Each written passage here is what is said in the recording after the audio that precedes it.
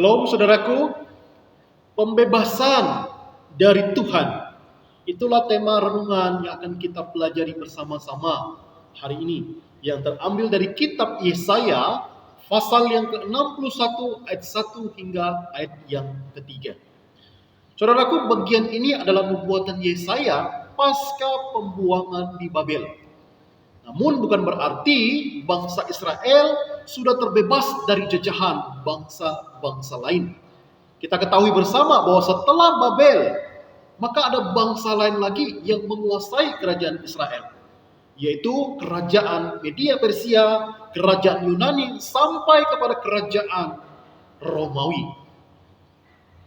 Saudaraku, selama beratus-ratus tahun bangsa Israel mengalami tekanan, siksaan, dan belenggu dari bangsa-bangsa lain. Akan tetapi penderitaan seperti ini tidak akan berlangsung untuk selama-lamanya. Kenapa? Karena Tuhan berjanji suatu saat nanti Dia akan membebaskan umatnya dari penderitaan ini. Saudaraku, Nabi Yesaya lah yang dipercayakan oleh Tuhan untuk menyampaikan kabar sukacita ini. Di dalam ayat 1 sampai ayat yang ketiga, Yesaya berkata bahwa Roh Tuhan Allah ada padaku, oleh karena Tuhan telah mengurapi aku.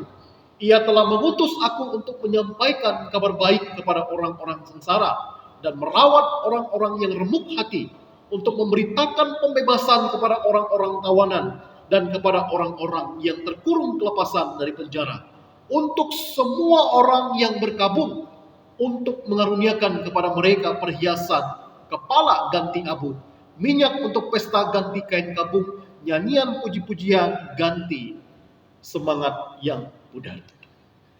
Melalui perantaraan Nabi Yesaya, Allah menyampaikan kabar baik kepada bangsa Israel. Tidak hanya membebaskan mereka dari pembuangan, tetapi juga memulihkan kehidupan mereka menjadi satu bangsa.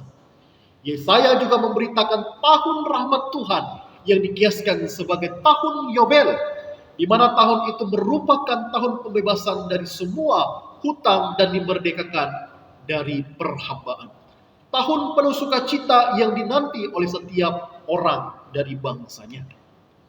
Saudaraku, respon bangsa Israel ketika mendengar ini adalah mereka mengenakan pakaian pesta sebagai ganti kain kabung dan menyanyikan puji-pujian sebagai ganti semangat mereka yang pudar, supaya orang menyebut mereka pohon terbantin kebenaran. Pohon terbantin merupakan pohon besar di Timur Tengah dengan akar yang kuat. Fungsi akar ini untuk menyokong berdirinya pohon serta menyerap air dari dalam tanah untuk kehidupannya. Pohon ini istimewa karena dapat bertahan saat musim kering dengan akarnya yang sangat dalam.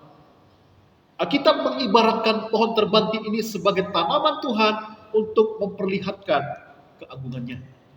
Bagian ini dikutip oleh Tuhan Yesus ketika memulai pelayanannya di Injil Lukas pasal yang ke-4 ayat yang ke-18 hingga ayat yang ke-19. Kemudian Tuhan Yesus menutup dengan kalimat di ayat yang ke-21. Dia berkata bahwa pada hari ini genaplah nas ini sewaktu kamu mendengarnya. Saudaraku, artinya adalah nubuatan Nabi Yesaya tergenapi di dalam pribadi Yesus Kristus. Yesuslah penghibur bagi mereka yang remuk hati. Yesuslah harapan bagi mereka yang putus asa. Yesuslah pembebas bagi mereka yang dibelenggu oleh kuasa dosa. Yesuslah Allah yang datang berinkarnasi menjadi manusia untuk memberitakan kabar sukacita, pengharapan, dan keselamatan kepada semua umat manusia. Saudaraku, setiap kali bulan Desember adalah hari di mana kita memperingati sekaligus merayakan kedatangan Yesus yang pertama kalinya ke dalam dunia. Peristiwa ini adalah peristiwa pembebasan Allah kepada manusia yang terikat dan terbelenggu oleh kuasa dosa. Peristiwa ini merupakan misi Allah untuk keselamatan dunia, dan Allah mengkehendaki kita untuk terlibat di dalam misi ini, yaitu pemberitaan Injil. Saudaraku, sebagai umat milik Allah, kita pun mempunyai kewajiban untuk meneruskan kabar baik penyelamatan dari Allah kepada orang-orang yang masih tertawan di dalam belenggu dosa. Kiranya semangat Natal di tahun 2022 ini kembali lagi mengobarkan iman kita, juga semangat kita di dalam pemberitaan Injil. Tuhan memberkati kita. Amin untuk firman Tuhan.